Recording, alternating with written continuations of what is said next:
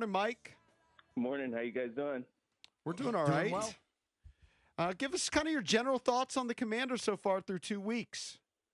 I'm encouraged by what I see out of Jayden Daniels and the way that they are using him and supporting him and setting him up for success.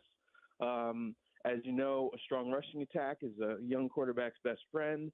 The quick pass is getting the ball out of his hands quickly. I like that. Little concern for Terry McLaurin that, he has not been a big factor in this, but I think that as the season goes on, I think right now Cliff is just trying to help Jayden get in a rhythm and, like I said, get the ball out of his hands quickly. But I think that connection will grow because obviously he's a very reliable weapon.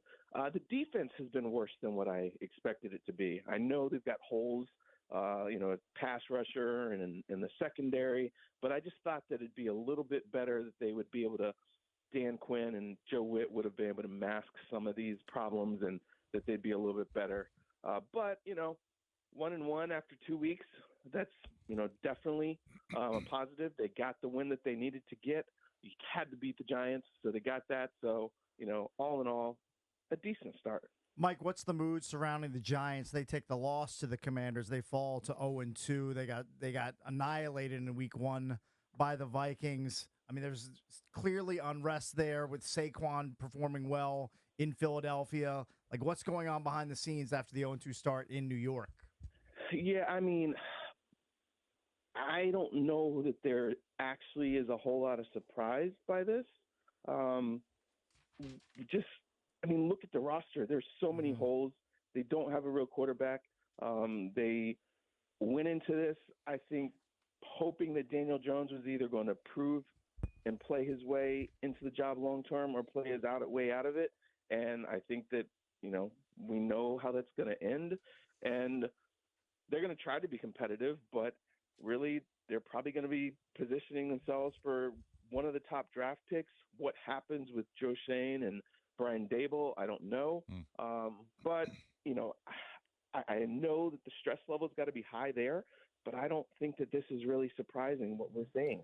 Mike, while we're on the Panthers, let's stick in the NFC South. Coming into the season, a lot of people looked at that division and said, kind of a weak division, didn't expect much out of a team like the Saints, but the Saints have been reborn with Clint Kubiak calling the offense there. 91 points through the first 2 games. They get a big road win at Dallas, and the Bucs get a big win by going on the road and upsetting the Lions. So that NFC South, a little bit tougher than people thought. And I'm not even mentioning the fact that the Falcons knocked off the Eagles at the Link. Yeah, I thought that it would be Tampa and Atlanta really kind of jockeying for that, and that the Saints would just be kind of 500-ish, and then that obviously the Panthers would bring up the rear. Did not expect this out of the Saints and this explosion and revival that we've seen the last 2 weeks. The first week I was like, okay, well, it's against the Panthers, they're really bad. But then the second week to do that against Dallas, which is a quality team, believed to have a quality defense. I talked to, a couple people in the league that were surprised as well. I think a lot of people looked at this as this is kind of a, year that Derek Carr seemed like he was kind of trending downwards last year, and this might have been the beginning of the end, that maybe, didn't know if he was actually going to even hold on to his job throughout the season. But he looks like he's been reborn. This offense is explosive. And, yeah, this is going to be a tight race, I think, between those 3 teams for that division.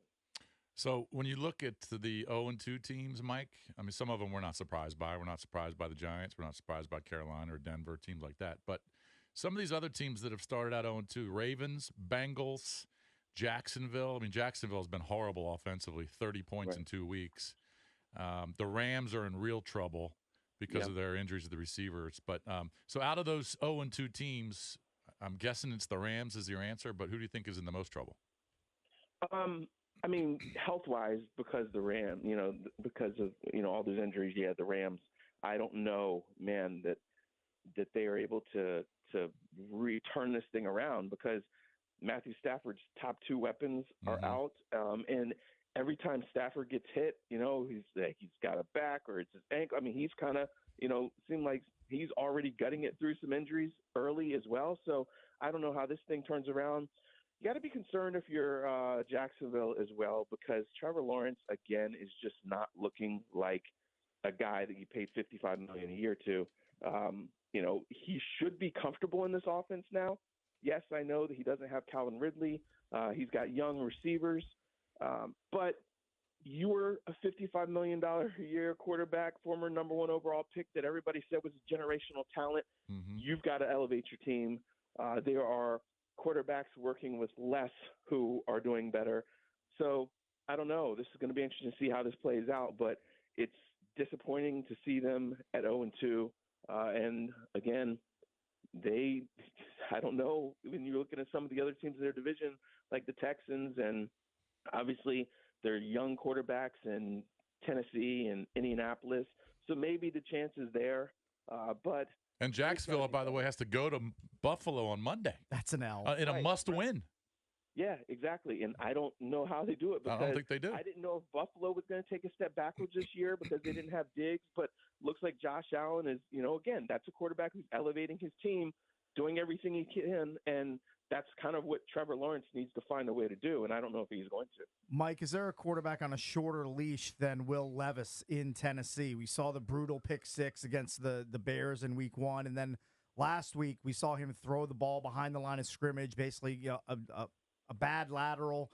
They got fumbled when they were in scoring range, and Callahan was losing his mind. And like in his presser, I can't remember a coach critiquing his quarterback so succinctly in his presser as Callahan did. So, I mean, you don't have great options there. Mason Rudolph's the backup, but if Will Levis keeps doing what he's doing, he's not going to be starting for very long. Yeah, remember the year that RG3 kind of threw everybody under the bus, and then Jay Gruden undressed him and listed every single thing he did wrong? Yeah, yep. I thought that was bad, but Brian Callahan took it to a whole nother level. He's a grown-up. He should know what to do. I mean, yeah, that was bad. Brutal. He was just not holding back on that kid. So, yeah, I think that when they look at their roster, they feel like, hey, we've got a lot of good pieces. Yes, we have young guys. We've got a mix of veterans that can help carry this thing. They just need somebody to take care of the football. And so, yeah, it might be that Will Levis winds up getting benched and Mason Rudolph's in there because they feel like they can compete. It's amazing to me that Malik Willis, were they so off that they were fine to get rid of him? And we saw him look competent in Green Bay when he was supported by a strong run game and everything like that. I think Brian Callahan needs to look at this and be like, okay, how do I keep him in manageable situations and take a lot of this workload off of him, because he is not ready yet to be a guy who drops back and throws 30 times a game, because he does not have the decision-making and the recognition. It could wind up that he gets, yanked. We saw Bryce Young get benched. He might be the next guy. Talking to Mike Jones, NFL columnist for The Athletic. So the Chargers are off to a 2-0 start. And besides the Saints, they have the highest point differential in their favor. Are they good, or is it because who they've played? No, I think that they have a formula that might not be sexy, but it works for them. Strong run game. They've got a good defense. And, look, they have a good quarterback, but the weapons that he's working with are young, and, they've kind of retooled there at the skill positions. I don't know if they're going to go out there and beat the top teams. I don't think that they will, but they're going to be competitive. They're going to win the games that they should. And again, this is Jim Harbaugh's formula, tough, physical, grind it out. J.K. Dobbins, he only had 2 100 rushing yard games, I think it was, in the last 3 or 4 years, and now he's got 2 in 2 weeks.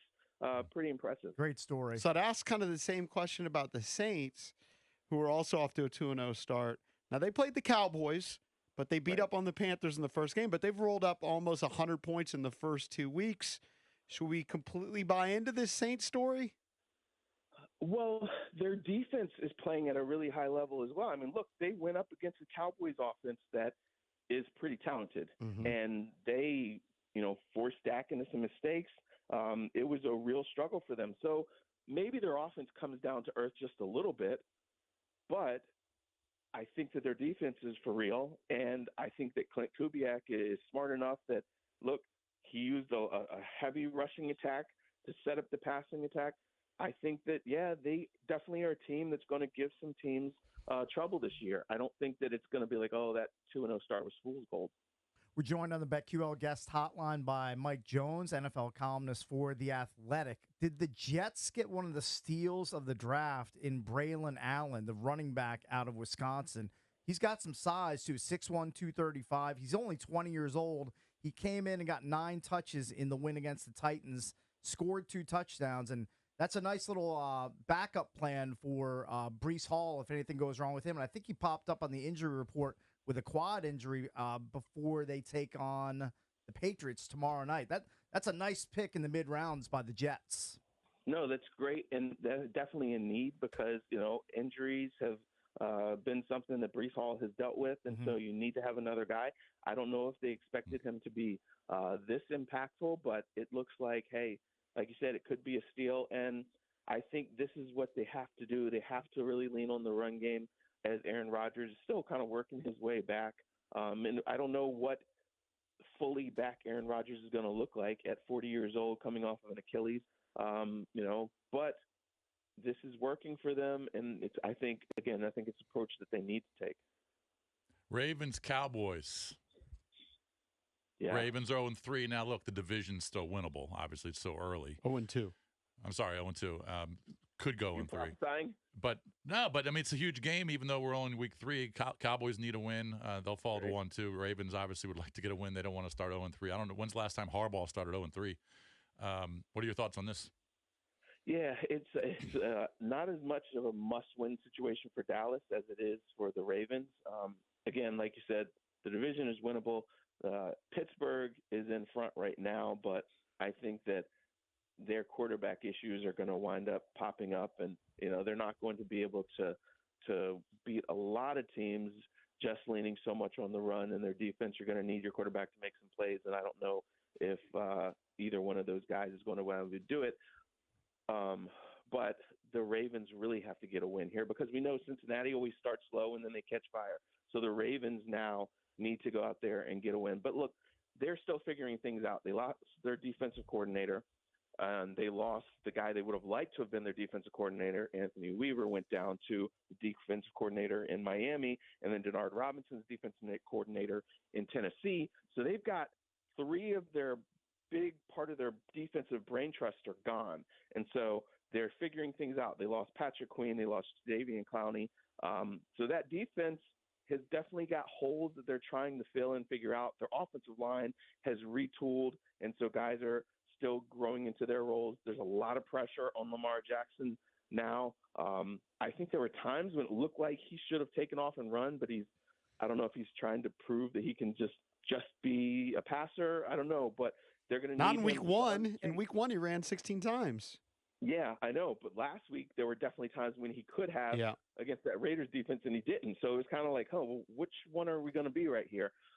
So, look, they've got to go out there and find a way to get a win against a really tough team, we think, although, Dallas didn't look so tough last week. But I think that they're going to bounce back. It should be a really good game between those two teams. All right, Mike, good stuff as always. That's Mike Jones from The Athletic. Thanks for joining us. Thanks, guys.